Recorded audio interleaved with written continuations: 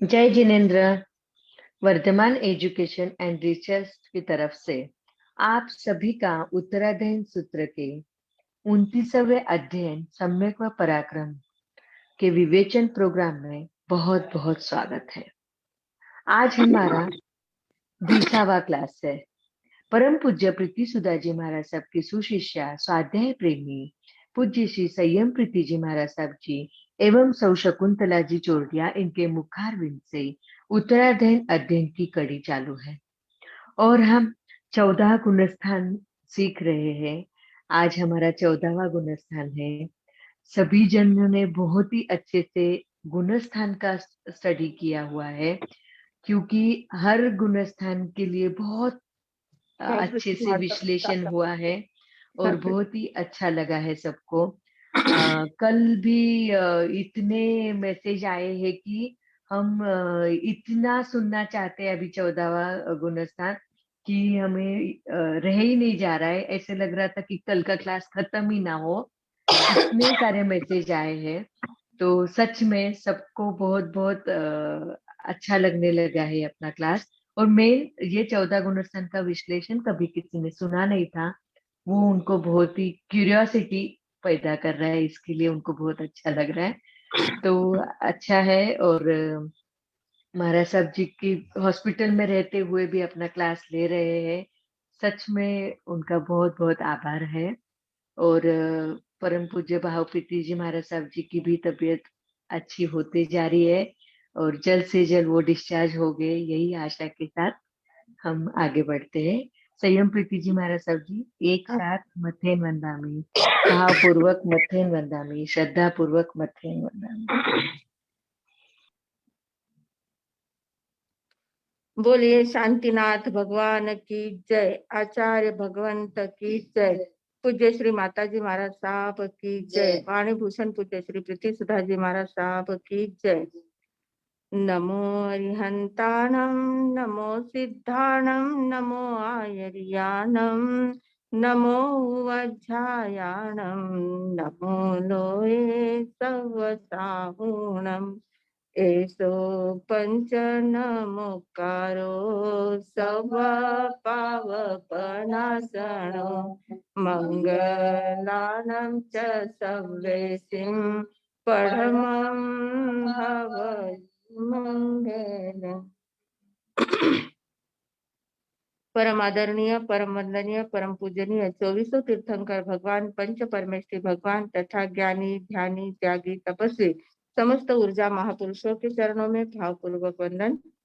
आराध्य गुरुदेव पूज्य श्री आचार्य भगवान तपसी जी महाराज साहब, पूज्य श्री माता जी महाराज साहब आदि समस्त ऊर्जा महापुरुषों के चरणों में भावपूर्वक वंदन।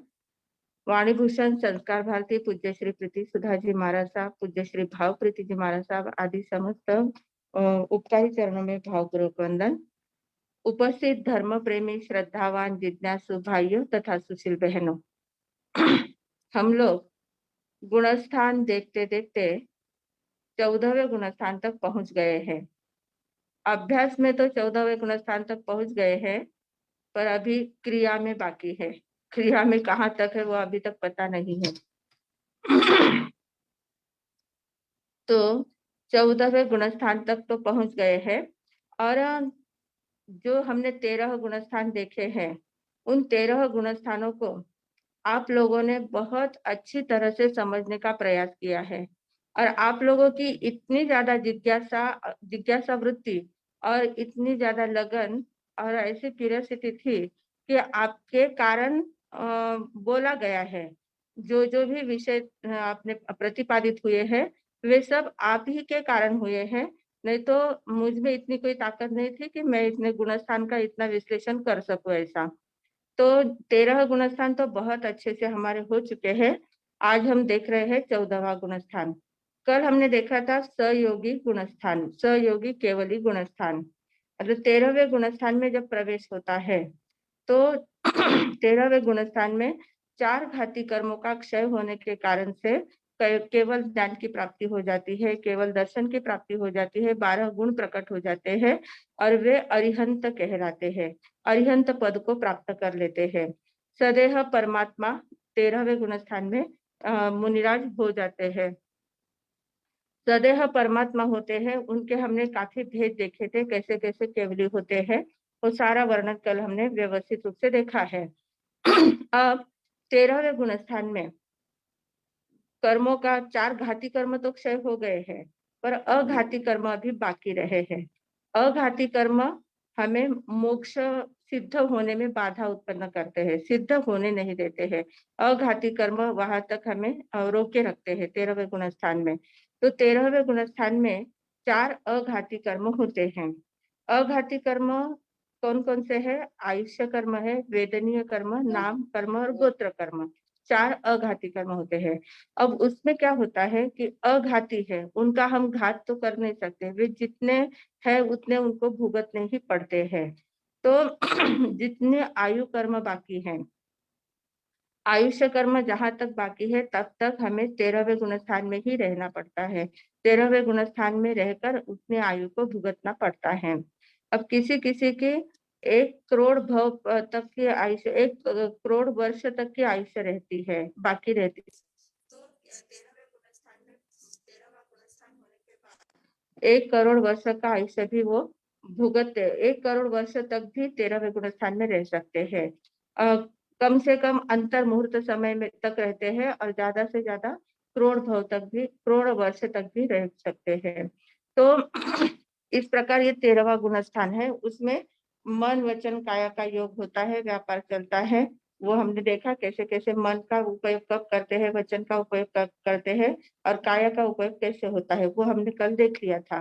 तो ऐसे करते करते जब उनकी आयु अंतिम पड़ाव पर आ जाती है कि अब एकदम थोड़ी सी आयु शेष रही है, थोड़े समय के लिए आयु शेष रही है, तो उस समय वे 14वें गुणस्थान में जाने का प्रयास करते हैं। 14वें गुणस्थान की अवस्था वहां पर आने लग जाती है। अब होता ये है कि 14वें गुणस्थान में मतलब जो योग थे, मन वचन काय के योग थे, उन योगों का भी निरोध हो जाता है, तब 14वां गुणस्थान मिलता है। मतलब मन वचन काया का व्यापार पूर्णतः बंद हो जाता है, अकंप अवस्था, शैलेशी अवस्था आ जाती है।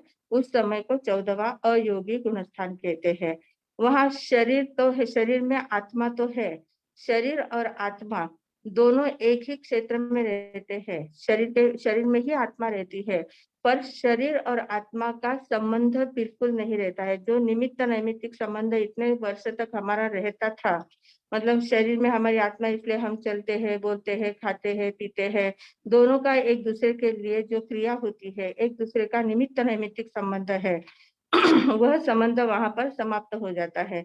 शरीर शरीर का काम करता है, आत्मा आत्मा का काम करता है, दोनों एकदम अलग हो जाते हैं।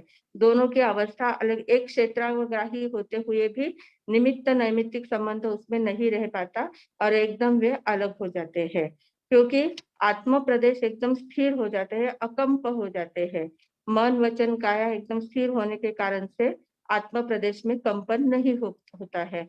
तो मन वचन काया के निमित्त से इतने दिन तक आत्मकंपन होता था ना। हम योग की हमने परिभाषा देखी थी, मन का, वचन का और काया का जब व्यापार होता है तो उसके कारण से आत्म प्रदेशों में कंपन होता है, और आत्म प्रदेशों में जैसे ही कंपन होता है वैसे कार्बन वर्गनाएं हमारी ओर आकर्षित होती है, ये हमने पहले देखा था।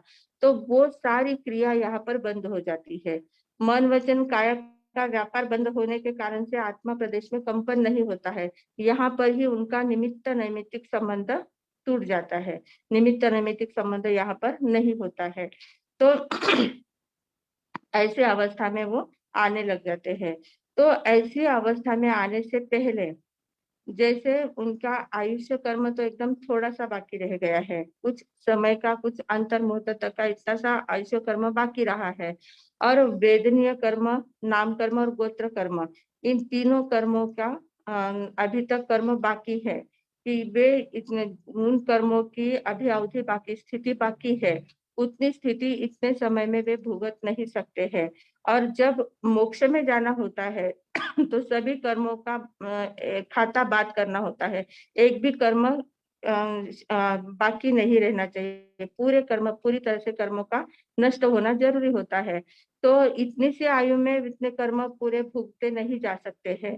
तो ऐसी जब अवस्था आ जाती है, आयुष्य कर्म कम है और बाकी के वेदनीय आदि कर्म ज्यादा बाकी रह गए हैं, तो उनको इतने समय में भुगतना है, तो उसमें भुगतने के लिए वे केवली भगवान जो होते हैं वे समुद्घात करते हैं, केवली समुद्घात करते हैं। सभी केवली समुद्घात करते ही है ऐसा नहीं है। जिनका आयु और बाकी के कर्मों का बराबर खाता रहा, उतने समय में उतने कर्म भुगते जा रहे हैं, तो वो फिर वो नहीं करते हैं। पर जिनका आयु कर्म कम है और बाकी के कर्म ज्यादा है, तो उनको समुद्घात करना पड़ता है। तो वे समुद्घात करते हैं। समुद्घात करते मतलब क्या करते हैं? वे स्थिर हो जाते हैं, खड़े हो जाते हैं और अपने शरीर में से आत्म प्रदेशों को बाहर निकालते हैं। अब शरीर में हमारे आत्म प्रदेश कितने होते हैं? असंख्यात प्रदेश होते हैं और संपूर्ण लोक के आकाश के प्रदेश भी असंख्यात होते हैं। तो इसलिए क्या होता है, हमारे शरीर में से वे आत्म प्रदेश बाहर निकालते हैं। आत्म प्रदेश की पूरी लाइन निकलती है पूरे लोक में। संपूर्ण जो लोक का आकार हमने देखा था ना, 14 राजलोक का, परस्पर उपग्रह जीवा नाम का आकार का जो लोक है, तो उस लोक में, संपूर्ण लोक में पूरी लाइन खड़ी करते हैं, अपने आत्म प्रदेशों की पूरी लाइन खड़े करते हैं और फिर नीचे से उसको बढ़ाते बढ़ाते बढ़ाते जाते संपूर्ण लोक में आत्म प्रदेश को व्याप्त कर देते हैं।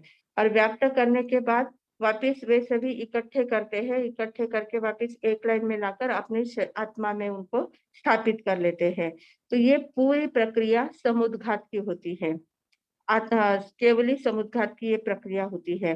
तो इसमें इतनी प्रक्रिया करने में उनको सिर्फ 8 समय लगते हैं। 8 समय में पूरी प्रक्रिया उनकी हो जाती है और पूरी प्रक्रिया होने के बाद इतना ये जो प्रक्रिया करते हैं, तो इस प्रक्रिया में क्या होता है कि उनके जो वेदनीय कर्म, नाम कर्म और गोत्र कर्म, जितनी उनकी स्थिति बाकी रही थी, उस स्थिति को वो उसमें भुगत लेते हैं। आत्म प्रदेशों को फैलाकर उनको उन कर्मों को भोग लेते हैं और भुगतने के बाद वापिस वो अपने में स्थापित हो जाते हैं और फिर चारों कर्म एकदम बराबर, चारों कर्मों की स्थिति बराबर हो जाती है और स्थिति जब बराबर हो जाती है तो अब वो मुक्त होने के लिए तैयार हो गए, ऐसी उनकी अवस्था आ जाती है। तो अब क्या होता है जब ये अवस्था आ जाती है, केवली समुद्घात हो गया है और केवली समुद्घात होने के बाद वे अब एकदम थोड़ा सा समय उनके पास रहा है, तो उस समय क्या करते हैं, अब शुक्ल ध्यान की तैयारी उनकी चल रही है। शुक्ल ध्यान ऐसे तो 8वें गुणस्थान से ही शुरू हो जाता है। 8वां गुणस्थान कौन सा था हमारा?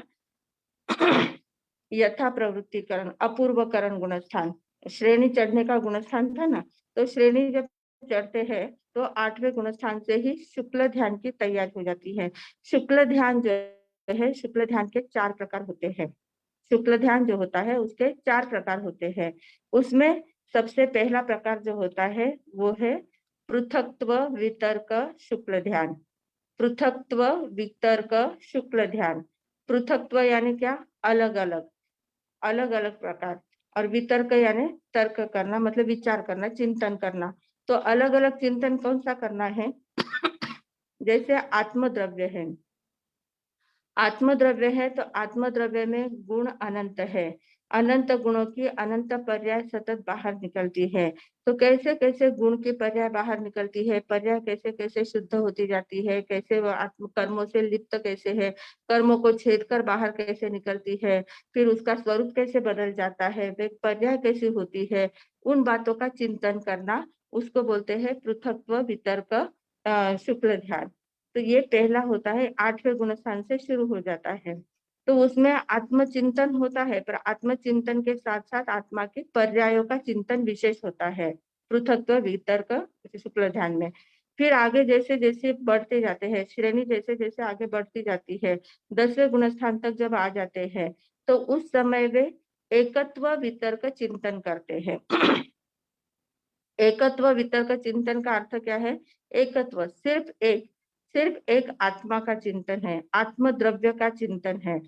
पर्याय का चिंतन है, पर्याय को छोड़ देते हैं, पर्याय का चिंतन छूट जाता है, पर्यायों का चिंतन छूट जाता है। सिर्फ आत्म द्रव्य क्या है, आत्मा कैसी है, आत्म द्रव्य क्या है, आत्म द्रव्य में क्या क्या गुण है, कैसे कैसे आत्मा का स्वरूप क्या है, उस आत्मचिंतन में ही वे लीन हो जाते हैं। और आत्मचिंतन में ही जैसे लीन हो जाते हैं, आत्मा का चिंतन जैसे शुरू हो जाता है, शुद्ध आत्मा का ही चिंतन होता है, तो उस समय उनके घाती कर्म जो होते हैं, मोहनीय कर्म पूरी तरह से क्षय हो जाता है, क्योंकि पूर्णतः शुद्ध स्वरूप में वे लीन हो जाते हैं, शुद्ध आत्मा का चिंतन करते हैं। तो शुद्ध आत्मा का चिंतन होता है, शुद्ध आत्मा के ध्यान में वे लग जाते हैं, तब घाती कर्मों का क्षय होता है। और घाती कर्मों का क्षय होने के बाद उनको केवल ज्ञान, केवल दर्शन प्राप्त हो जाता है। मतलब उसके बाद वे 13वें गुणस्थान में पहुंच जाते हैं। तो शुक्ल ध्यान और शुक्ल लेशा, इसमें बहुत अंतर है। शुक्ल लेशा है वो मिथ्यात्व को भी हो सकती है। लेशा का अर्थ क्या होता है? लेशा यानी जो हमारे भाव, अंतर से भाव जो निकलते हैं ना, आत्मा से जो शुद्ध भाव निकलते हैं, वे शुद्ध भाव कषाय से अनुरंजित होकर बाहर आते हैं। कषाय का रंग उसको लग जाता है, कषाय को छेद कर बाहर आते हैं, तो कषाय का रंग उसको लग जाता है। तो जैसे कषाय का रंग होगा वैसे हमारे भाव बदलते जाते हैं। तो उसको कषाय से अनुरंजित आत्मा के परिणामों को लेशा कहते हैं। तो वो लेशा कभी हमारे एकदम शुभ परिणाम होते हैं, कभी अशुभ परिणाम होते हैं।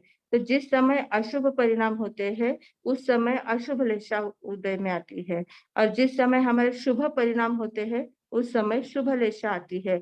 तो लेशा का संबंध हमारे आत्मा के परिणामों से है, वो कषाय के साथ उसका संबंध आता है। पर जब 8वें गुणस्थान से आगे जैसे कषाय का क्षय होता जाता है, तो लेशा भी वहां पर निकल जाती है। जैसे अवेदी 9वें गुणस्थान में हो जाते हैं, वैसे अलेशी भी हो जाते हैं, लेशा भी वहां पर खत्म हो जाती है। लेशा का वहां पर कोई काम नहीं रहता है। लेशा शुभ ध्यान में होती है, शुभ या अशुभ ध्यान में लेशा होती है। पर शुक्ल ध्यान जो है, वो शुक्ल ध्यान सिर्फ शुद्ध अवस्था में होता है। शुभ या अशुभ में शुक्ल ध्यान नहीं होता है। शुक्ल ध्यान सिर्फ शुद्ध अवस्था में ही होता है। और शुद्ध अवस्था हमारी 8वें गुणस्थान से आगे शुरू, 7वें गुणस्थान में अप्रमत्त अवस्था शुद्ध ही होती है। पर अप्रमत्त अवस्था के बाद जब 8वें गुणस्थान से श्रेणी चढ़ते हैं, तो उस श्रेणी से हमारी शुद्ध ध्यान की शुरुआत होती है। शुद्ध परिणाम हमारे निकलते हैं। आत्मा में से निकलने वाले परिणाम एकदम शुद्ध होते हैं। वे कषाय से अनुरंजित नहीं होते हैं, कर्मों से अनुरंजित नहीं होते हैं, एकदम शुद्ध परिणाम हमारे होते हैं। तो उस शुद्ध परिणामों को शुक्ल ध्यान कहते हैं। शुक्ल ध्यान यानी शुद्ध परिणाम, और शुक्ल लेशा यानी शुभ परिणाम। इसमें इतना अंतर है, ये ध्यान में लेना है। तो शुक्ल ध्यान में चलते हैं। तो शुक्ल ध्यान में पहला है पृथकत्व वितर्क ध्यान। 8वें गुणस्थान से ही शुरू हो जाता है। शुक्ल ध्यान की शुरुआत 8वें गुणस्थान से शुरू हो जाती है। तो उसमें आत्मा और आत्मा की पर्याय गुण, आत्मद्रव्य और आत्मद्रव्य के गुण पर्याय का चिंतन होता है, वो पृथकत्व वितर्क शुक्ल ध्यान में होता है। और उसके बाद आगे चलकर और स्थिरता आ जाती है और शुद्धता आ जाती है, तो पर्याय भी छूट जाती है, पर्यायों का चिंतन भी छूट जाता है, शुद्ध आत्मा का चिंतन रहता है। शुद्ध आत्मा का चिंतन जहाँ रहता है उसको कहते हैं एकत्व वितर्क केवल ज्ञान, शुक्ल ध्यान। एकत्व, सिर्फ एक का ही चिंतन है, बाकी सब गौण है। बाकी किसी का चिंतन नहीं है, किसी का विचार नहीं है, किसी का ध्यान नहीं है, सिर्फ एक में ही ध्यान रहता है, शुद्ध आत्मा में ध्यान रहता है। तो वो एकत्व वितर्क ध्यान शुरू हो जाता है। वो 10वें 12वें गुणस्थान में होता है। उसमें फिर एकत्व का ध्यान होने के कारण से सभी कर्मों का, घाती कर्मों का क्षय हो जाता है। और घाती कर्मों का क्षय होने के कारण से 13वें गुणस्थान में जब प्रवेश होता है, तो 13वें गुणस्थान में तीसरा जो हमारा शुक्ल ध्यान का तीसरा पाया जो है, तीसरा भेद जो है, वो है सूक्ष्म क्रिया अप्रतिपाती। सूक्ष्म क्रिया अप्रतिपाती, इसका अर्थ क्या है? सूक्ष्म क्रिया उनमें रहती है, क्योंकि मन वचन काय का योग बाकी है। तो सहयोगी केवली गुणस्थान है 13वां। तो 13वें गुणस्थान में शुक्ल क्रिया से अप्रतिपाती नहीं होते हैं। शुक्ल क्रिया की सूक्ष्म क्रिया अप्रतिपाती उसका नाम है। तो सूक्ष्म क्रिया यानी सूक्ष्म क्रिया चलती है, मन की, वचन की और काया की सूक्ष्म क्रिया उनकी होती रहती है। बहुत स्थूल क्रिया हमारे जैसे बहुत बड़ी बड़ी क्रियाएं नहीं करते, स्थूल क्रिया नहीं करते हैं। सूक्ष्म ध्यान मतलब उनका चलना भी इतना सूक्ष्मता से होता है, इतने धीरे से संथ गति से शांति से चलना होता है। उनके चलते समय किसी जीव का किसी को भी हानि नहीं पहुंचती है, ऐसा उनका चलना भी होता है, ऐसा उनका रहना, हर एक क्रिया उनकी ऐसी होती है। सूक्ष्म क्रिया उनमें रहती है और अप्रतिपाती यानी सूक्ष्म क्रिया से वो प्रतिपाती नहीं होते, मतलब अप्रतिपाती उसी में वो लीन रहते, सूक्ष्म क्रिया उनकी चालू रहती है। मतलब योग की सूक्ष्म क्रिया बनी रहती है, वो उनका 13वां गुण स्थान होता है। और 13वें गुण स्थान में जब ये योग की क्रिया बनी रहती है, सूक्ष्म क्रिया अभी तक उनकी चल रही है, और जब 13वें गुण स्थान का अंतिम समय आ जाता है, आयुष्य पूर्ण होने का समय आता है, तो उस समय वे क्या करते हैं, योग का निरोध करते हैं। योग का निरोध करते हैं मतलब क्या करते हैं? सबसे पहले मनोयोग को रोक देते हैं। सूक्ष्म क्रिया तो चल रही थी, सूक्ष्म क्रिया अप्रतिपाती उनका ध्यान चल रहा था, उसमें वे क्या करते हैं, सबसे पहले मनोयोग को स्थिर कर लेते हैं, मतलब मन का व्यापार पूर्णतः बंद हो जाता है। मन का व्यापार ऐसे भी उनका कैसे कहाँ चल रहा था, सिर्फ 3 जगह पर मन का व्यापार चलता था। सिर्फ जो मन परिज्ञानी कोई मन से प्रश्न पूछता है, या अनुत्तर विमानवासी देवता कोई मन से प्रश्न पूछते हैं, या आहारक शरीर वाले कोई मन से प्रश्न पूछते हैं, तो उतना मन का व्यापार वे मन से जवाब देते थे, उतनी ही मन की क्रिया उनकी चलती थी। तो वो क्रिया भी वहां पर रुक जाती है, उसको वो बंद कर देते हैं। तो मन के मनोयोग को पहले पूरी तरह से रोक देते हैं।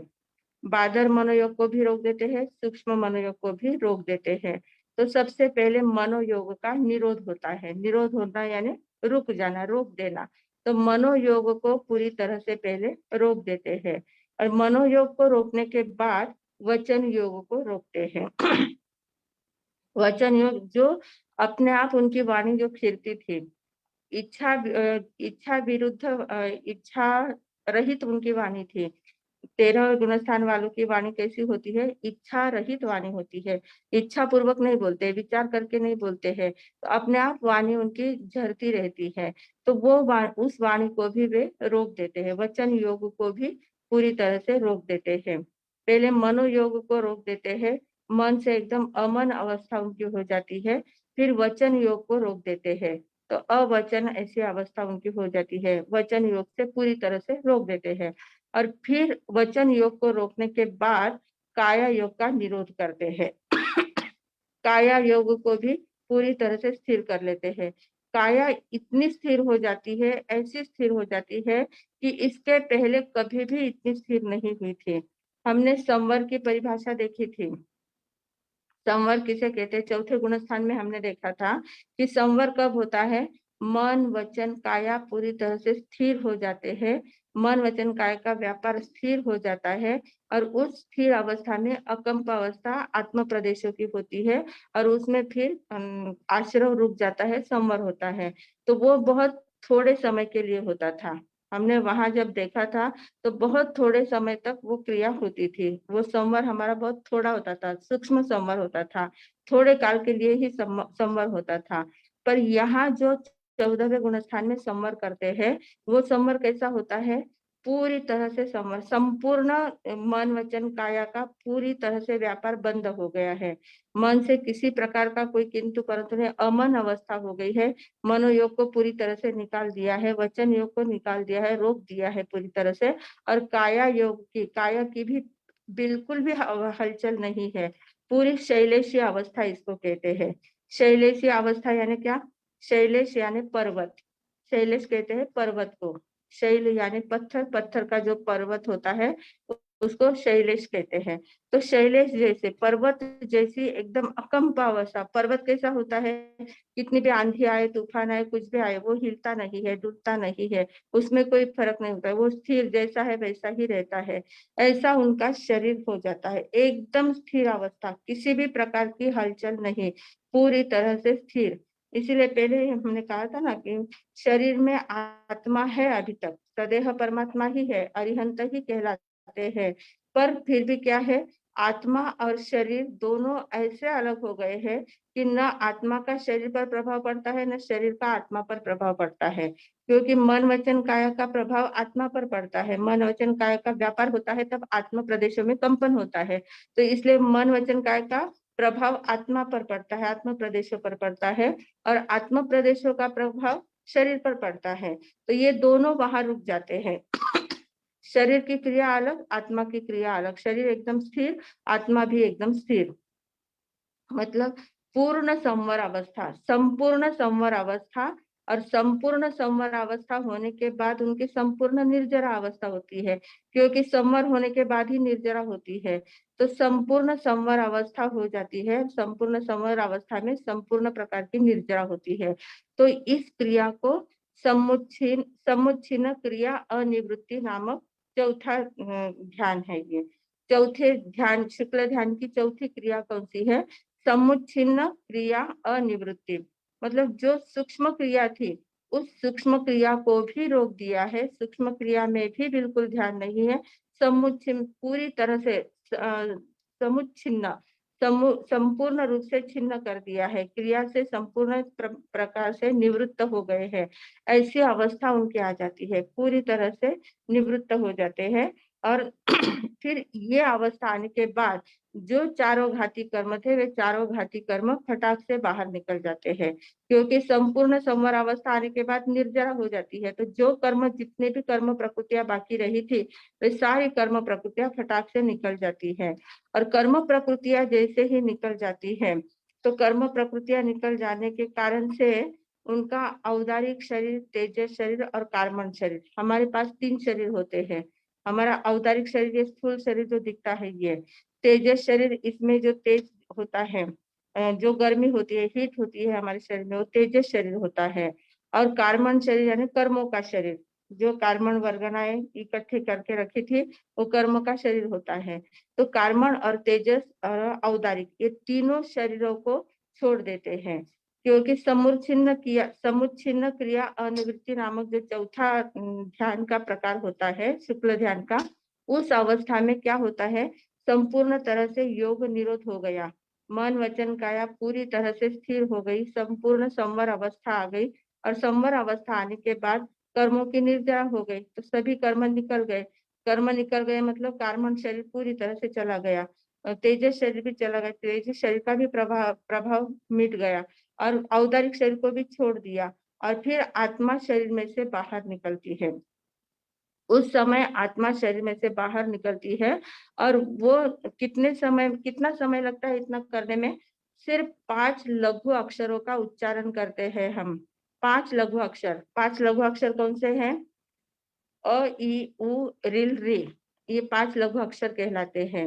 अ छोटा अ, ई छोटी ई, छोटा उ, री छोटा री, और छोटा री, ल के नीचे रिकार होता है, उसको री कहते हैं। तो ये 5 लघु अक्षर होते हैं, इनको 5 लघु अक्षर कहते हैं। तो इन लघु अक्षरों के उच्चारण में कितना समय लगता है? अ, ई, उ, रिल, री, इतना थोड़ा समय लगता है।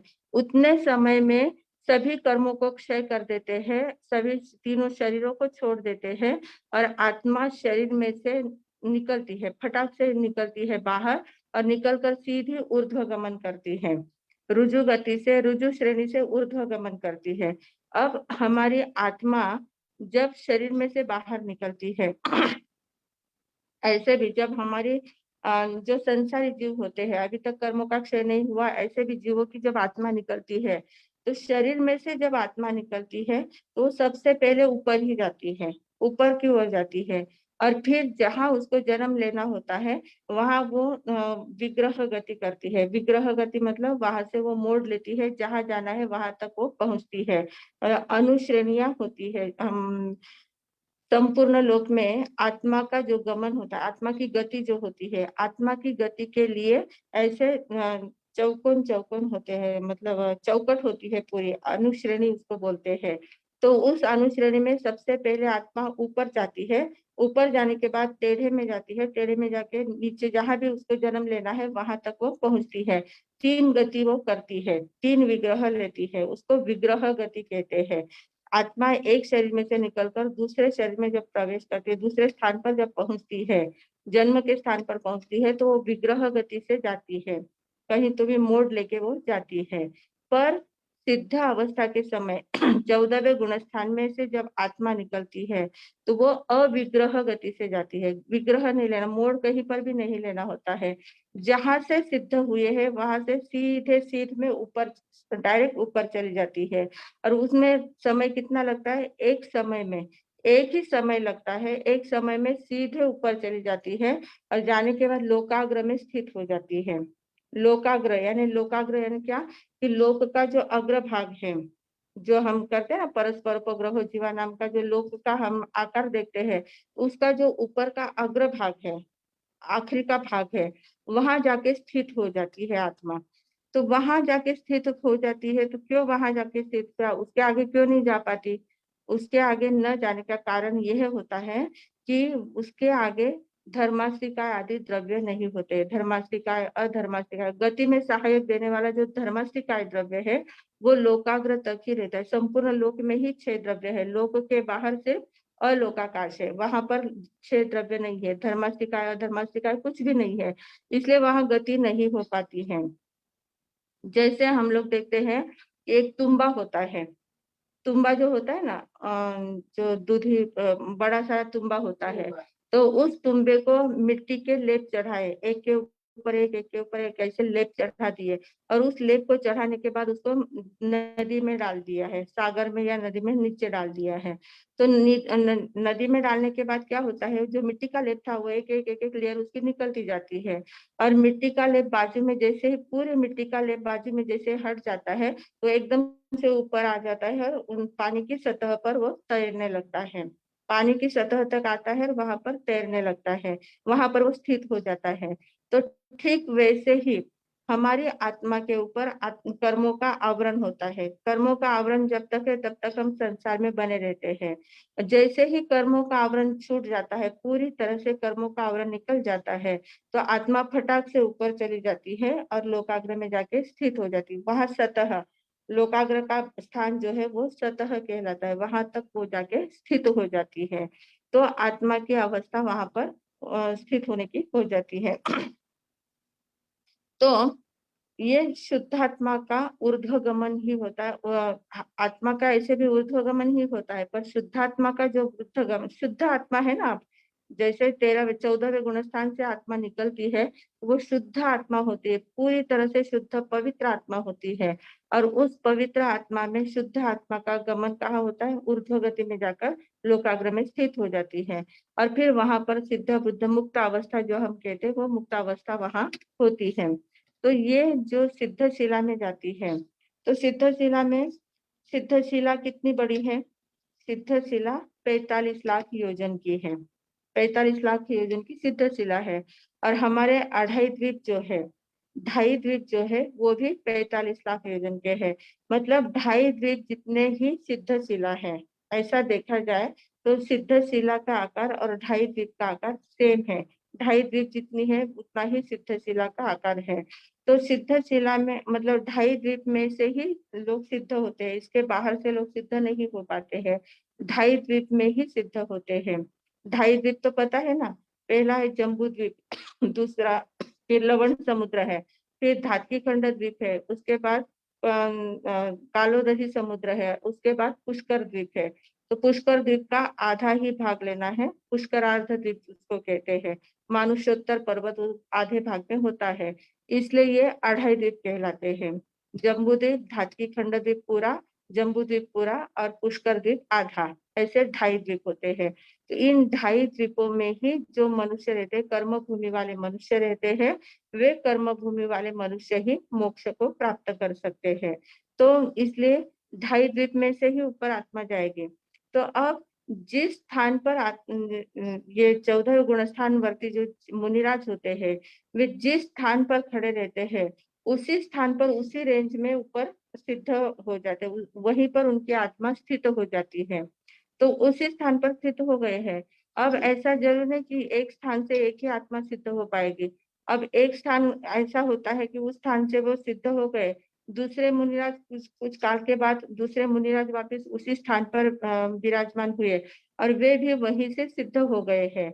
तो एक आत्मा पहले वहां सिद्ध हो चुकी है और दूसरी आत्मा भी वहीं पर उसी सिद्ध में उसी रेंज में ऊपर जाके वहीं पर सिद्ध हो जाएगी। एक ही स्थान पर दोनों आत्माएं हैं, ऐसे अनेक आत्माएं एक स्थान पर रहती है। हम कहते हैं ना, एक माही अनेक राजे अनेक माही एककम, मतलब एक ही स्थान में अनेक सिद्ध आत्माएं रह सकती है। आत्मा का क्या होता है, स्वभाव कैसा होता है, आत्मा अशरीरी है, अरूपी है, तो उसका रूप नहीं है, शरीर नहीं है, कुछ भी नहीं है। तो इसलिए वो एक स्थान पर भी कितनी भी आत्माएं रही, तो वो आत्माएं एक स्थान में रहते हुए भी एक ही स्थान में रहते हुए भी एक दूसरे को कोई डिस्टर्ब करते नहीं है, किसी को कोई आघात होता नहीं है, एक स्थान में ही वो बराबर बनी रहती है। जैसे हम एक रूम में 10 बल्ब लगा देते हैं, 10 बल्ब एक रूम में ही लगा दिए, लाइट के बल्ब होते हैं ना, वो 10 बल्ब एक साथ लगा दिए हैं, तो सभी बल्ब का प्रकाश एक ही रूम में पड़ रहा है। एक ही रूम में एक साथ ही पूरे बल्ब का प्रकाश है, पर वो प्रकाश एक दूसरे को कोई डिस्टर्ब नहीं करता है। जिस बल्ब को बंद करेंगे उतना ही प्रकाश कम हो जाएगा, बाकी का वैसा ही बना रहेगा।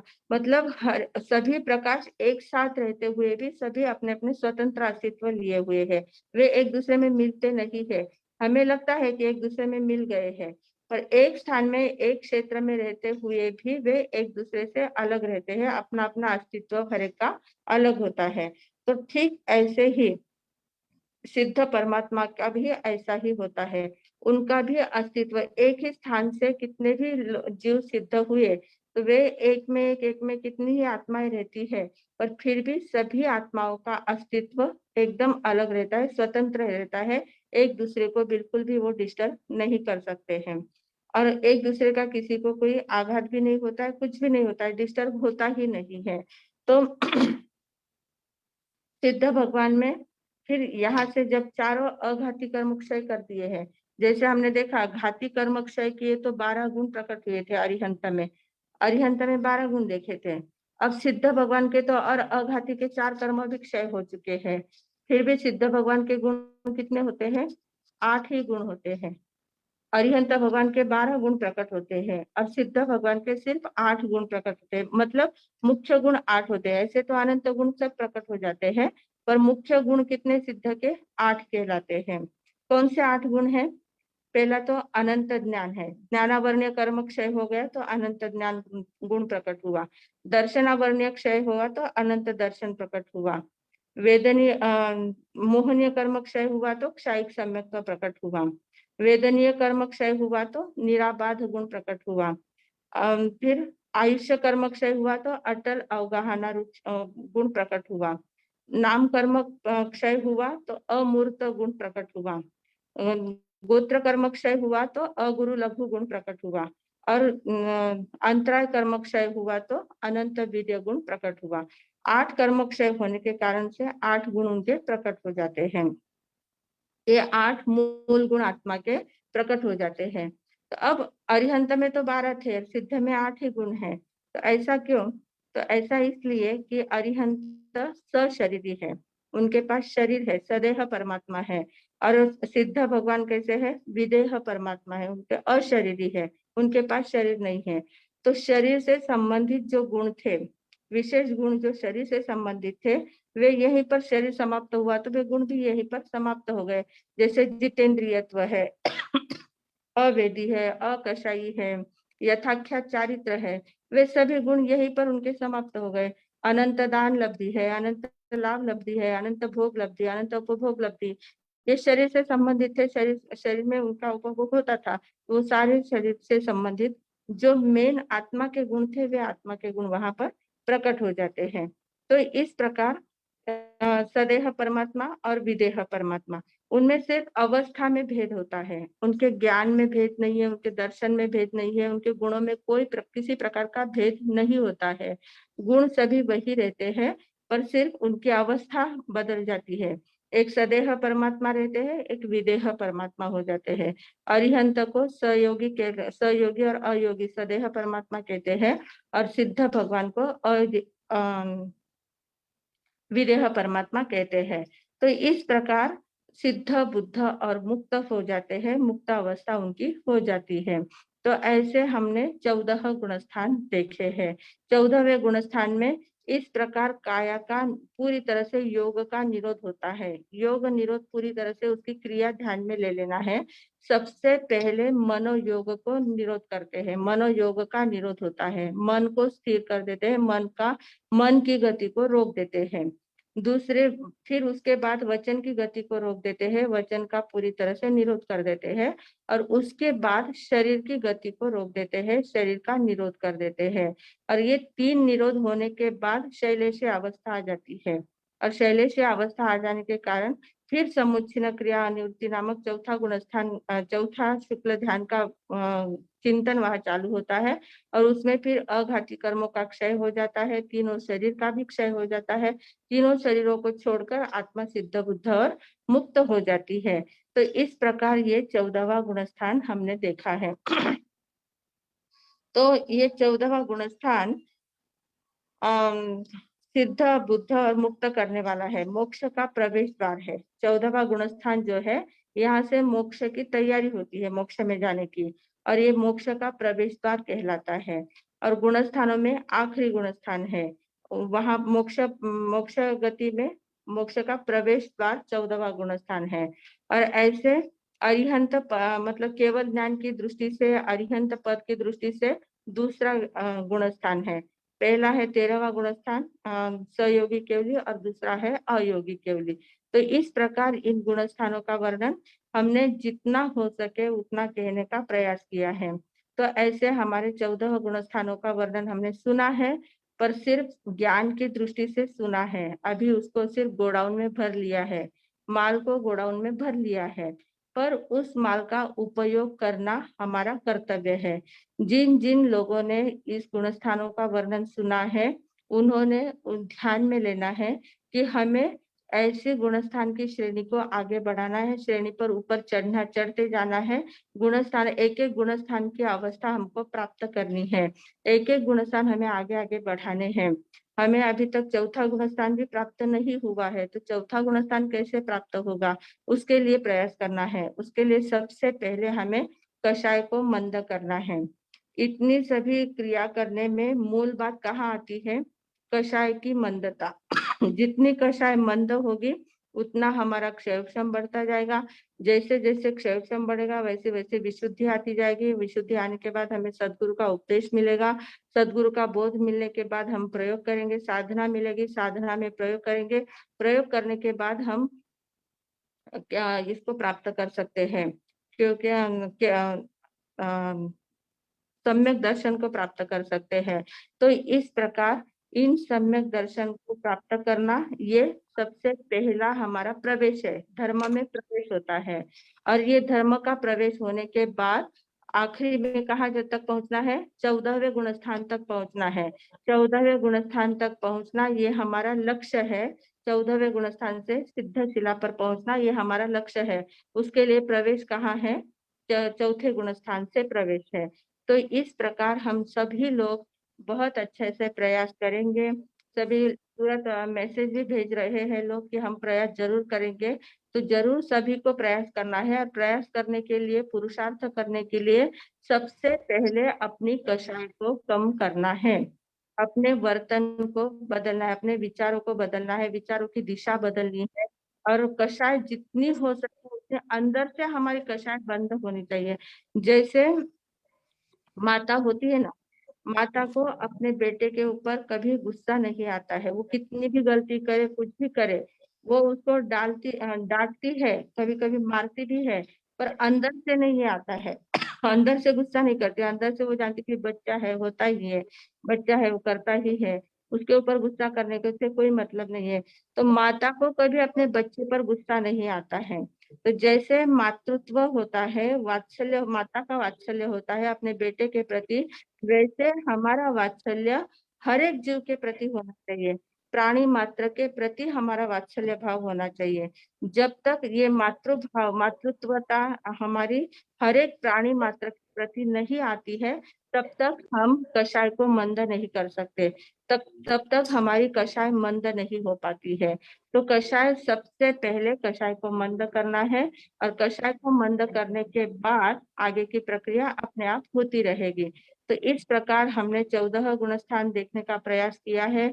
जितना ज्यादा से ज्यादा हो सके उतना समझाने का प्रयास किया है। उसमें कुछ गड़बड़ हुई होगी, कुछ कम ज्यादा बोलने में आया होगा, कुछ उल्टा सीधा कहने में आया होगा, विपरीत कुछ प्ररूपणा हुई होगी, तो बारंबार मिच्छामि दुक्कडम, अत्यंत सिद्ध भगवान की साक्षी से बारंबार मिच्छामि दुक्कडम करते हैं, गुरु भगवंत की साक्षी से मिच्छामि दुक्कडम देते हैं। जो बातें आपके समझ में आई है वो गुरु कृपा से आई है, गुरु कृपा से कुछ बोला गया है, वो बात आपको बराबर समझ में आ चुकी है। उसमें जो अच्छी बात है वो गुरु कृपा, गुरु का वरदान है, और जो गलत हुआ होगा वो मेरी त्रुटि है। इस प्रकार का समझकर आज हम गुणस्थान के विषय को यहाँ पर समाप्त करते हैं, और आगे कल से हम 29वां अध्ययन जो है, उत्तराध्ययन सूत्र का 29वां जो अध्ययन है उसके ऊपर विचार करने का प्रयास करेंगे, उसके ऊपर चर्चा करने का प्रयास करेंगे। आज इतना ही बोलकर मैं विराम लेती हूँ। ओम शांति।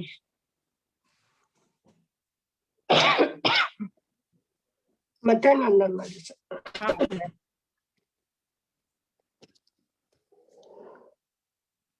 गुणस्थान के अभ्यास में 14वें गुणस्थान तक तो हम पहुंच गए, अभ्यास में पहुंच गए। और महाराज साहब ने कहा कि अभ्यास में तो आप लोग पहुंच गए, लेकिन क्रिया का मुझे पता नहीं।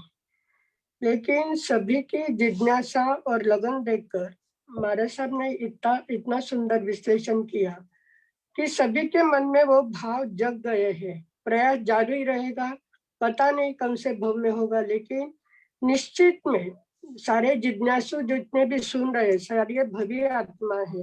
तो भव्य आत्मा में मोक्ष में पहुंचने की तो क्षमता होती है।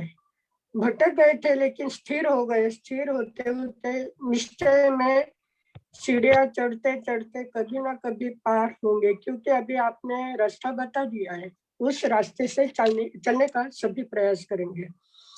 अभी 4 घाती कर्म क्षय होते हैं, तब 12 गुण स्थान में जाने के बाद 4 घाती कर्म क्षय हो जाते हैं। केवल ज्ञान, केवल दर्शन और जो अरिहंत के 12 गुण बताए थे वो सारे प्राप्त हो जाते हैं। लेकिन घाती कर्म का क्षय हुआ, अघाती कर्म अभी तक बाकी है।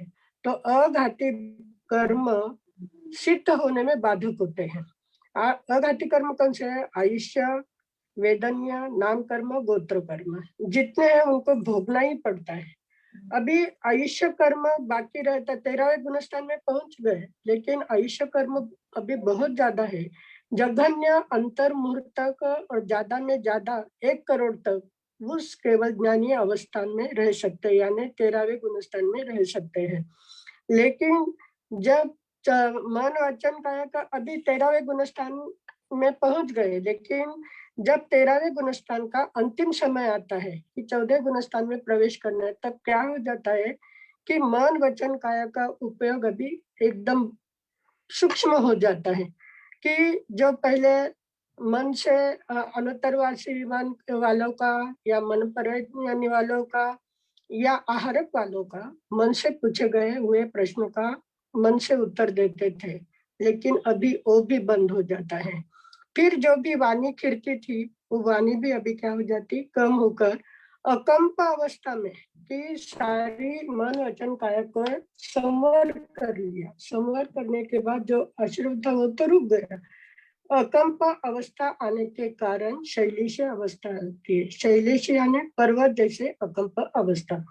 अभी संवर जब होता है, मन वचन काय का संवर होता है, तो आत्म प्रदेशों का कंपन बंद हो जाता है, उसके कारण शैलेशी अवस्था आती है। केवल अभी आयुष्य कर्म थोड़ा बाकी है, लेकिन वेदन्य, नाम और गोत्र ये तीनों कर्म थोड़े ज्यादा है। तो सभी को एक जैसे करने के लिए कोई कोई केवलियों को केवली समुद्घात करना पड़ता है, सभी को नहीं। लेकिन किसी की ऐसी अवस्था होगी कि आयुष्य कर्म बाकी है और 3 कर्म थोड़े ज्यादा है, तो सभी को बराबर करने के लिए केवली समुद्घात करते हैं।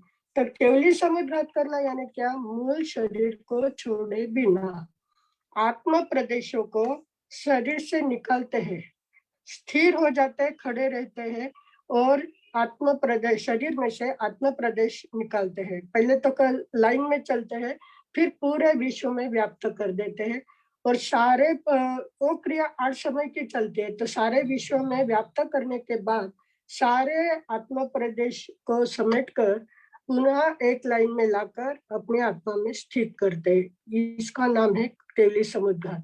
उस 8 समय के अंदर सारे कर्मों का क्षय हो जाता है। अभी शुक्ल ध्यान, अभी वहां से अकंप अवस्था आ गई तो शुक्ल ध्यान शुरू हो गया। तो शुक्ल ध्यान तो ऐसे 8वें गुणस्थान से शुरू हो गया था, लेकिन जब 14वें गुणस्थान में पहुंचते हैं तो 4 प्रकार का होता है। एक पृथक्त्व, वितर्क, शुक्ल ध्यान, यानी अभी आत्मा और आत्मा की पर्यायों का चिंतन चल रहा था। जैसे आत्मा में अनंत गुण है, अनंत ज्ञान, अनंत दर्शन वगैरह, तो सारी पर्यायों का सूक्ष्म चिंतन चल रहा था। लेकिन जब एकत्व वितर्क में जाते हैं तो सारी पर्यायों का चिंतन बंद होकर सिर्फ आत्मा ही आत्मा, आत्मा का ही, यानी एक द्रव्य का ही चिंतन होता है। उसे एकत्व वितर्क शुक्ल ध्यान कहते हैं।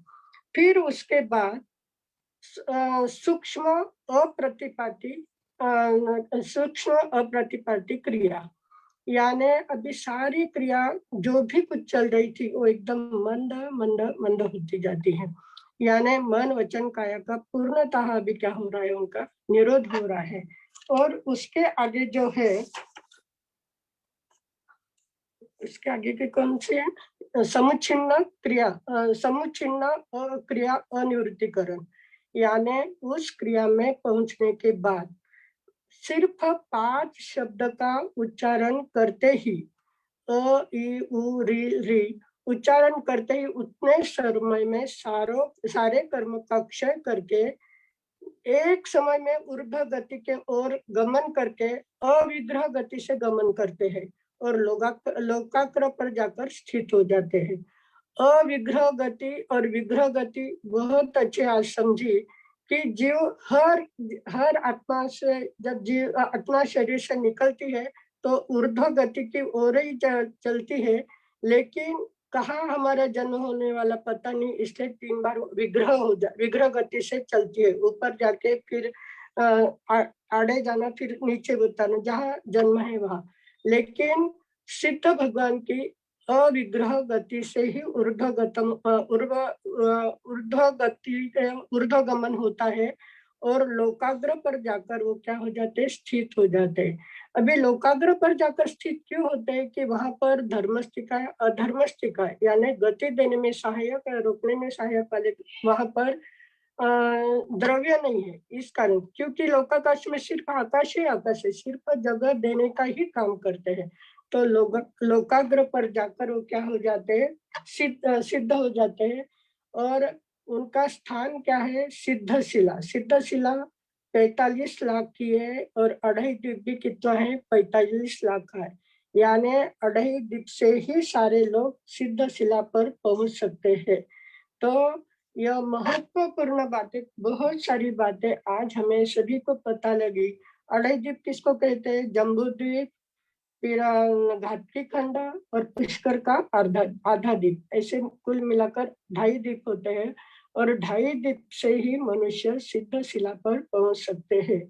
तो हमारा भाग्य है कि हम इस 2.5 द्वीप में आए हैं, हमें इतना अच्छा मार्गदर्शन मिला है इसका, और इतने दिन से हम सुन रहे हैं, तो निश्चय में सभी हम उसका चिंतन करेंगे और चिंतन करने के बाद सिद्ध शिला पर पहुंचने का प्रयास करेंगे।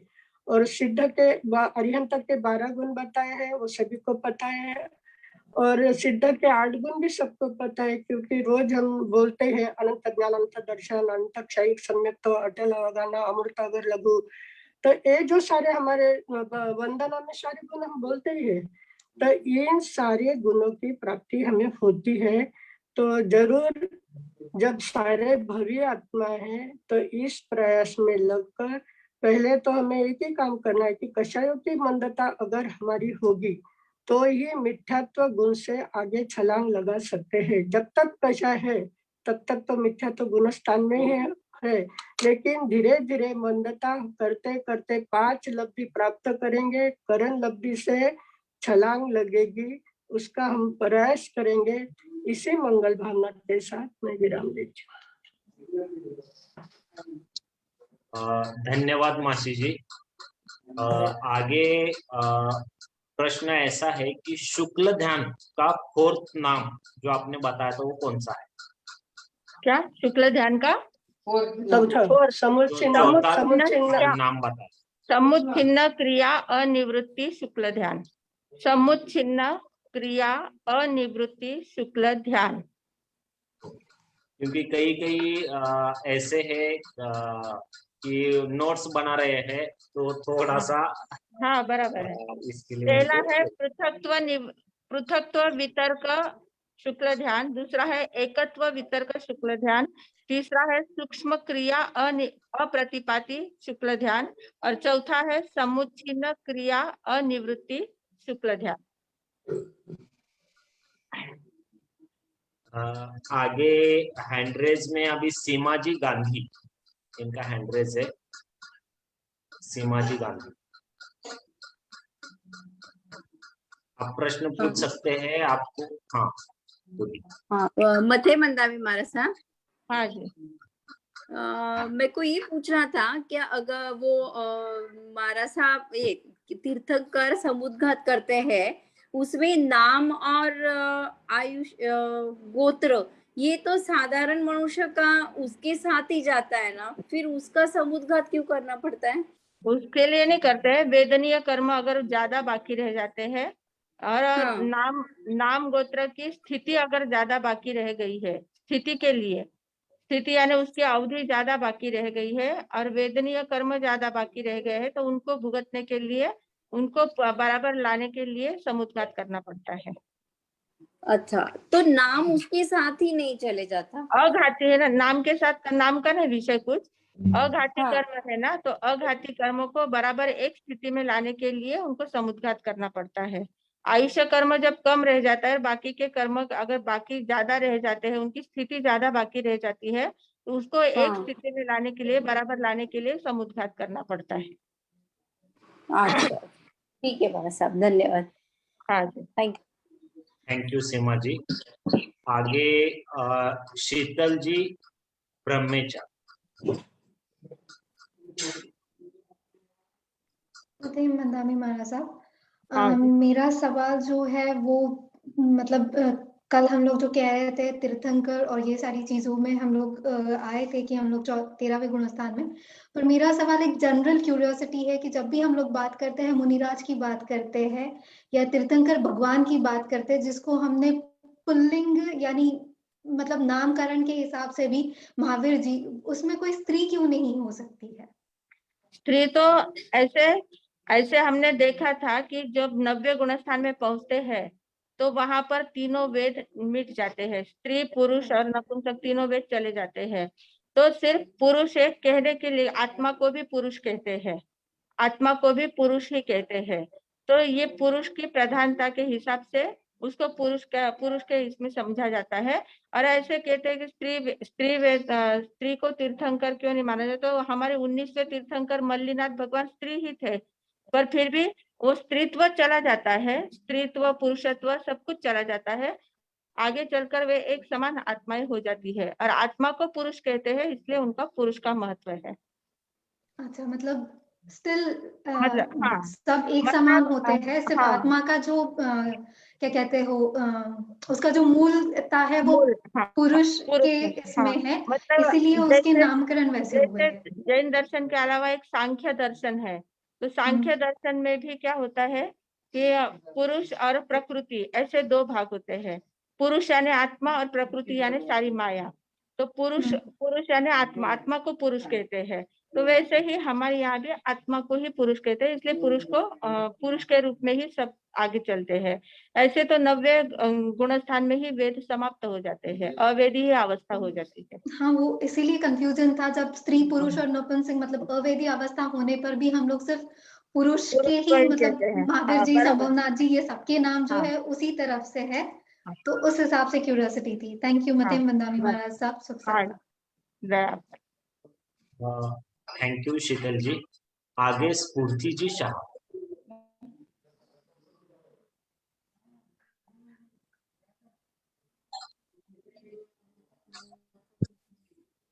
आवाज नहीं आ रहा है आपका, एक मिनट। हाँ, अभी देखिए। हाँ, आ रहा है अभी। हाँ, यस। अच्छा, हाँ, मथिन वंदामी। हाँ, तो आपने हमारे सबसे बताया कि केवली समुद्घात के बारे में।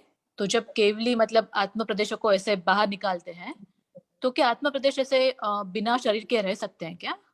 हाँ, आत्मा तो बिना शरीर के सिद्ध अवस्था में क्या है, बिना शरीर की ही आत्मा है, अशरीर ही है। आत्म प्रदेश ऐसे निकलते और वो मूल शरीर को छोड़े बिना ऐसे निकालते, मतलब मूल तो हमारे शरीर में रहता ही है, पर कुछ प्रदेश बाहर निकालते हैं जो भुगतने होते हैं, कर्म भुगतने होते हैं, कर्मों को एक स्थिति में लाना है। इसलिए मूल शरीर में रहते हुए भी आत्म प्रदेशों को बाहर निकालते हैं, संपूर्ण लोक में व्याप्त करके वापिस अपने में मिला लेते हैं। अच्छा, वैसे कर सकते हैं। हाँ। अच्छा, ओके, हाँ, थैंक यू। और आपने बहुत अच्छा करा है हमारे साहब जी गुणस्थान का। You made it so easy कि मतलब एकदम समझ में आ गया। उसके लिए भी थैंक यू सो मच मथिन धन्यवाद। वंदामी। हाँ जी। थैंक यू स्फूर्ति जी। आगे सुनीता जी जय। मथेन वंदे मारा साहब। हाँ जी। मारा साहब, सिद्ध भगवान का गुणस्थान 14 ही रहेगा? हाँ, सिद्ध भगवान का गुणस्थान 14 ही रहेगा? किसका गुणस्थान? सिद्ध भगवान का गुणस्थान। सिद्ध भगवान गुणस्थानातीत होते हैं। 14वें अच्छा। गुणस्थान से निकलने के बाद सिद्ध होते हैं, तो वहां पर गुणस्थान वगैरह कुछ नहीं रहता है, वे कुछ भी नहीं? गुणस्थानातीत हो जाते हैं। हाँ। गुणस्थान वगैरह कुछ नहीं रहते। गुणस्थान हमारे जब तक शरीर है तब तक ही गुणस्थान है। अच्छा, और मारा साहब विग्रह गति वापिस समझाइए ना मारा साहब, विग्रह गति। विग्रह गति ऐसी होती है कि हमारी आत्मा जब शरीर में से निकलती है तो हाँ। वो ऐसे पहले ऊपर जाती है, और हाँ। ऊपर जाने के बाद जहां उसको जन्म लेना होता है ना, पहले फिर वहां कौन सी इस दिशा में या इस दिशा में जाएगी, और ठीक फिर है। जहां नीचे जहां पर भी जन्म लेना है वहां वो पहुंचती है। तो मारा जैसे साहब, यहाँ से एकदम ऊपर जाने के बाद दिशा आड़ी। बदल लेगी और हाँ। फिर आड़ी हो जाएगी, आड़ी के बाद वापस नीचे आएगी, और जहां जन्म लेना है वहां तीसरे स्थान तीसरे समय तक वहां पर पहुंच जाती है। तो इसको विग्रह गति कहते हैं। जो मोड़ लेना पड़ता है ना, सीधा हाँ। है फिर आड़ा है फिर नीचे आना है, ऐसा हाँ। जो मोड़ लेना अच्छा, है इसको उसको विग्रह गति विग्रह। कहते हैं। हाँ, और हाँ। एकदम सीधा जाना है उसको अविग्रह गति, उसमें मोड़ हाँ, नहीं हाँ, आता वो है। समझ में आ गया, 14 गुणस्थान वाला। हाँ। हाँ। हाँ। और मारा साहब ये जो समुद्घात करते हैं ना, तो उसमें आत्म प्रदेश किसी को दिखते हैं क्या अपने को? अपने को दिखते नहीं, ऐसे भी आत्म प्रदेश तो दिखते नहीं, वो आरोपी होते हैं ना। अच्छा। आत्मा अच्छा। तो आरोपी ही है, तो दिखती तो हाँ। है नहीं। हाँ। अच्छा, तो आत्म प्रदेश दिखते नहीं है किसी को भी, वो हाँ, तो। नहीं, उसका सिर्फ अनुभव होता है, दिखती नहीं है। मथुरा हमारे साहब, बहुत बहुत हाँ। आभार हमारे साहब। आज वाला मैटर तो बहुत ही मतलब बहुत ही अच्छा, इसको बार बार सुनना पड़ेगा। धन्यवाद। हाँ, तो अत्यंत आभार हमारे साहब, मथुरा। हाँ। हाँ, जय।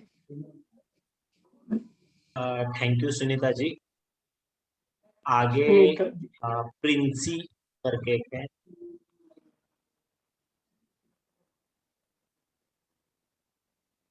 मथुरा मंदा हमारा था।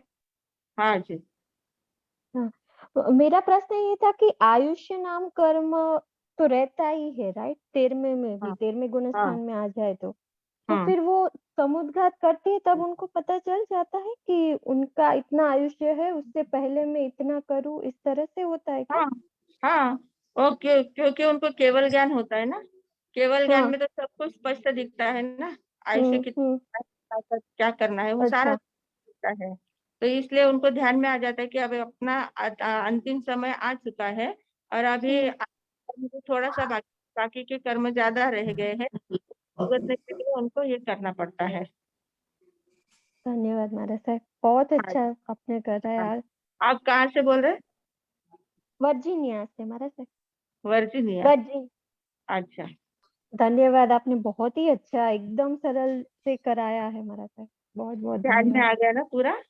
हाँ महाराज साहब, प्रयास धन्यवाद। करते हैं हाँ, हाँ, हाँ। एकदम हाँ, थोड़ा पर विषय एकदम कठिन था ना, विषय कठिन था ना। हाँ, यूट्यूब पर पर डाला आपका हुआ है, यूट्यूब पर हाँ डाला हुआ है, आप हाँ। बार बार सुन सकते हैं, 2-3 बार हाँ। और सुनोगे तो अच्छी तरह से वो ध्यान में आएगा। हाँ, नहीं पर इतनी सरलता से, इतनी जल्दी से हमें इतना समझ में, यानी इतना अच्छी तरह से इतने दूर बैठ के भी हम लाभ ले सकते हैं, बहुत-बहुत धन्यवाद। ये मीडिया का प्रभाव है। मीडिया नहीं, मारा साहब पहले आपका प्रभाव है कि इस तरह से नहीं, सब कुछ हो रहा है। नहीं। थैंक यू मारा साहब। हाँ जी। Thank you. आगे सुप्रिया जी नहा।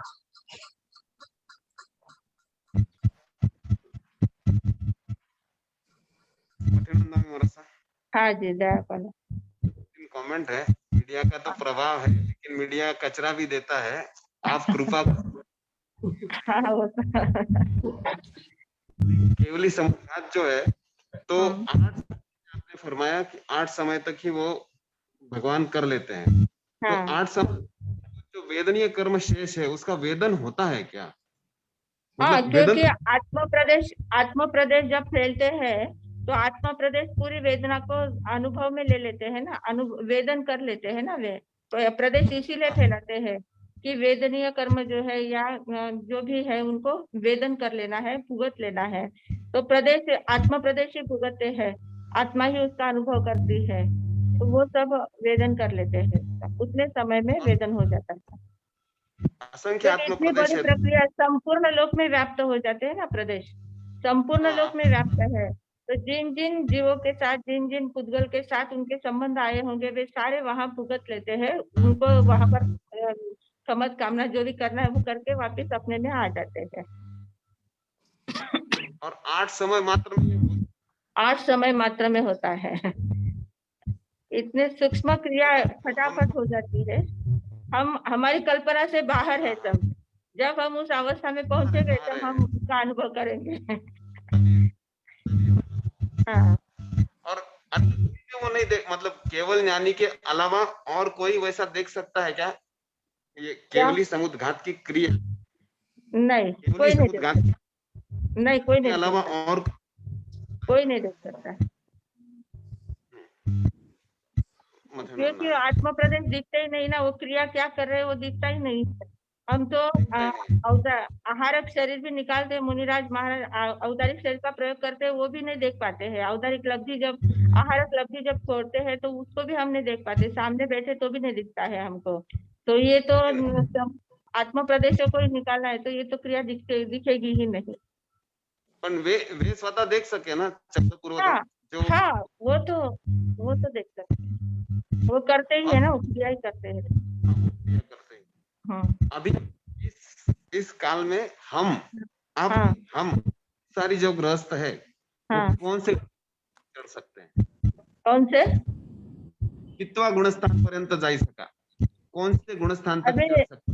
6ठे-7वें गुणस्थान तक जा सकते हैं ना। 6ठे-7वें गुणस्थान तक जा सकते हैं। पहले चौथा तो प्राप्त होना जरूरी है, चौथा हो जाए तो फिर आगे की बात है।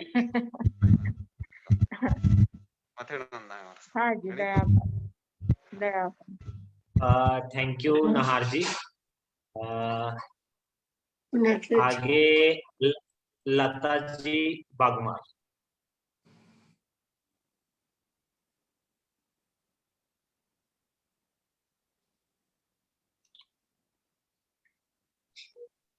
कौन है बागमार? हाँ, लता जी बागमार। शीतल जी, आप कुछ बोलना चाहते थे? आपका आवाज आ रहा था। ओके, उनका नहीं हो रहा है। तो आगे प्रश्न एक ऐसा था,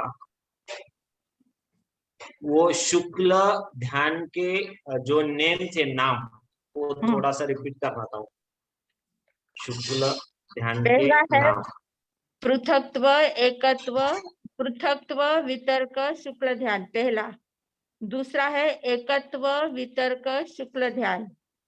तीसरा है सूक्ष्म क्रिया, अप्रतिपाती, शुक्ल ध्यान। और चौथा है सम्मूर्त चिन्ह क्रिया, अनिवृत्ति, शुक्ल ध्यान।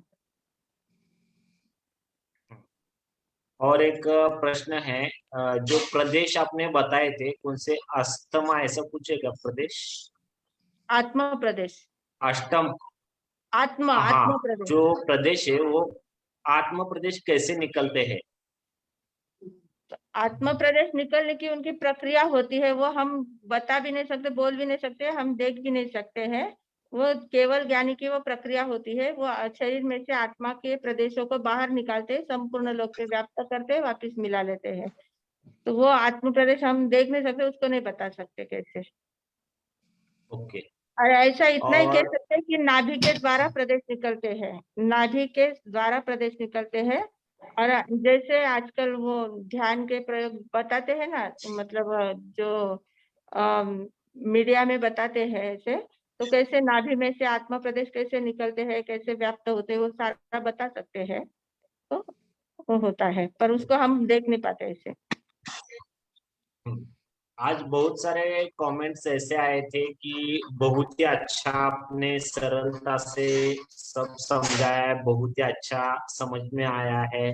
ऐसे बहुत सारे कमेंट्स, मतलब बहुत है, मैं एक एक के नाम लेके नहीं पढ़ रहा हूँ, संक्षिप्त हाँ में हाँ, आपको बता रहा हूँ कि बहुत ही अच्छा सरलता से आपने हमें समझाया है। सबको समझ में आना यही हमारा लक्ष्य है। सबको हाँ समझ में आ जाए तो हाँ बहुत बड़ी बात है। हाँ। और सभी बोल रहे यूट्यूब की लिंक वगैरह हम ग्रुप में डाल देंगे। हाँ जी, और एक ऐसा था कि वहाँ जो हमारे लिंक के नीचे जो मोबाइल नंबर है उसके ऊपर किसी को कुछ कमेंट्स देना है, तो आप एक मिनट का या 2 मिनट का वीडियो भी आपका बना के हमें उस नंबर पे भेज सकते हैं कि आपको क्लास वगैरह कैसा लगा। इसके बारे में आप वहाँ हमें वीडियो बना के भी भेज सकते हैं उस नंबर पे। और यूट्यूब की लिंक भी हम डालेंगे, फेसबुक पे भी आप सुन सकते हैं। आगे अर्चना मैम।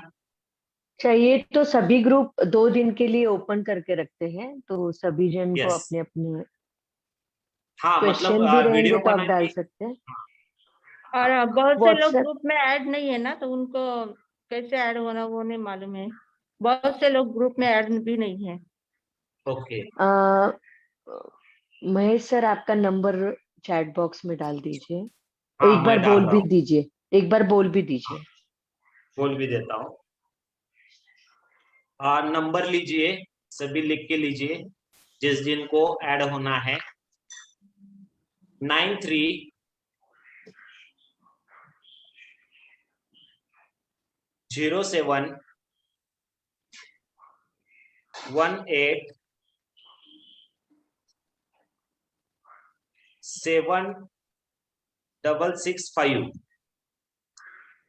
9307187665।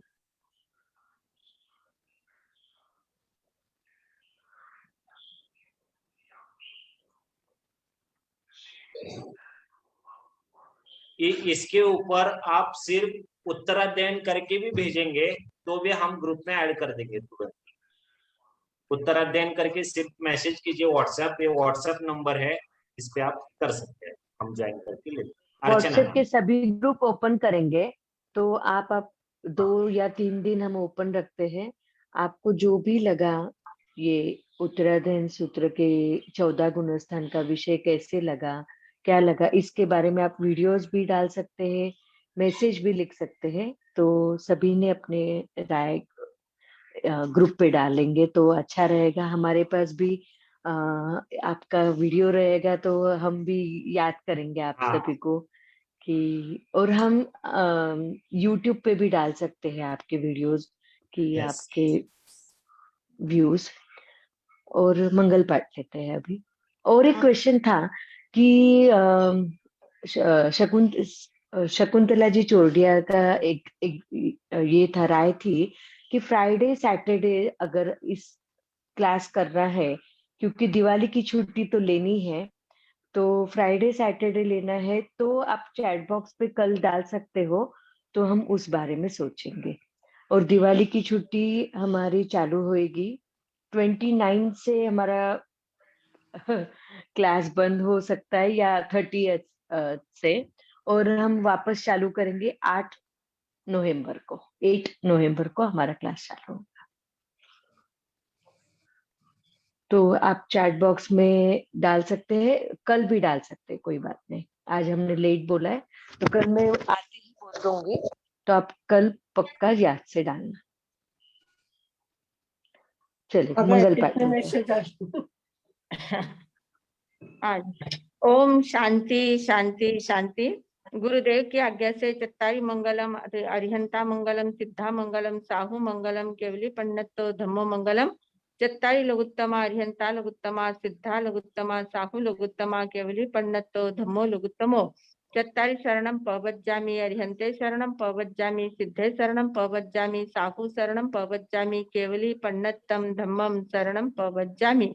चार मंगल चार उत्तम चार शरणा दुख हरणा सुख करना और शरणा कोई जो भवि प्राणी आदरे तो अक्षय अमर पद।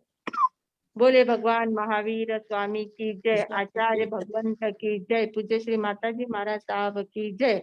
संस्कार भारती वाणी भूषण पूज्य श्री प्रीति सुधा जी महाराज साहब की जय। सब साधु संतन की जय।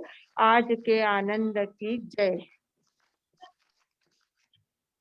आज सम्यक दर्शन का मार्ग दिखाने वाले, सम्यक दर्शन की कला सिखाने वाले परम पूज्य संयम प्रीति जी महाराज साहब जी को बहुत बहुत धन्यवाद, आभार आभार आभार। आज का क्लास देख के, मतलब ये 20 दिन का क्लास देख के, आपके क्वेश्चन सुन के ऐसा अनुभव होता है कि 14 गुणस्थान, भले ही कोई भी वो सीढ़ियां हम चढ़ेंगे नहीं चढ़ेंगे, पर सभी ने इमेजिन कर लिया है, क्योंकि सभी की क्यूरियोसिटी देख के, उनकी सूक्ष्म बातों पे उनका चिंतन देख के ऐसा लग रहा था कि सभी ने वो 14 स्टेप्स इमेजिन करके रख दिए हैं कि मैं वो स्टेप्स पे कब जाऊंगा और कब मैं मुक्ति पाऊंगा। एटलीस्ट वो पिक्चर देख लिया है सभी ने। जैसे आर्किटेक्ट कोई पिक्चर इमेजिन करता है, वैसे ही हमने हमारे मुक्ति के मार्ग को इमेजिन करके रख दिया है। तो ये बहुत ही अच्छी अनुभूति हुई है। ये इमेजिनेशन ही इतना अच्छा है, तो हम जब जाएंगे वो कितनी अच्छी प्रक्रिया रहेगी, ये इमेजिन कर पा रहे हैं हम लोग। तो इस दौरान हम सोच रहे हैं, यही बहुत बड़ी बात लग रही है, क्योंकि इसके पहले ऐसे कभी सोचा भी नहीं था कि इस सीढ़ियों के ऊपर हम कभी चढ़ पाएंगे। एटलीस्ट हम इमेजिन कर रहे हैं और शायद जा भी पाएंगे, ऐसे अनुभव लगा मेरे को।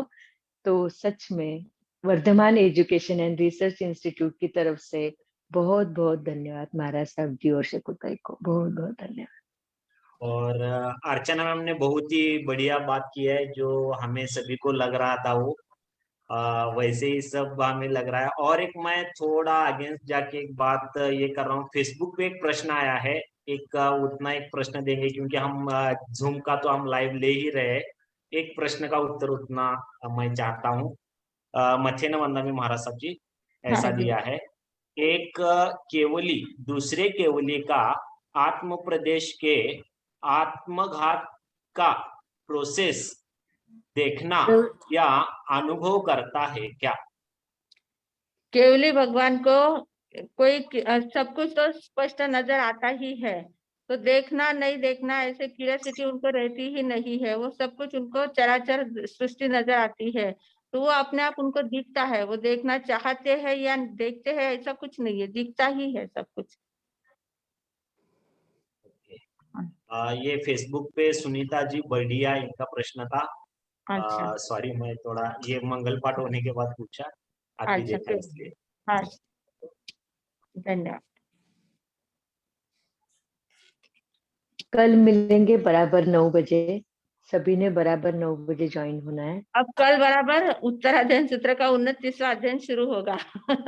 इतनी देर तक हाँ, हम इतने 20 क्लास में हम उसका भूमिका विश्लेषण नहीं कर रहे, करेगी। करने का नाम भूमिका ले रहे थे, देखिए। पर उसकी भूमिका कल से चालू होगी।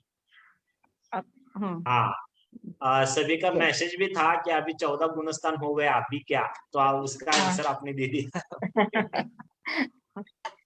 हाँ चलिए, बहुत बहुत धन्यवाद सभी का। हाँ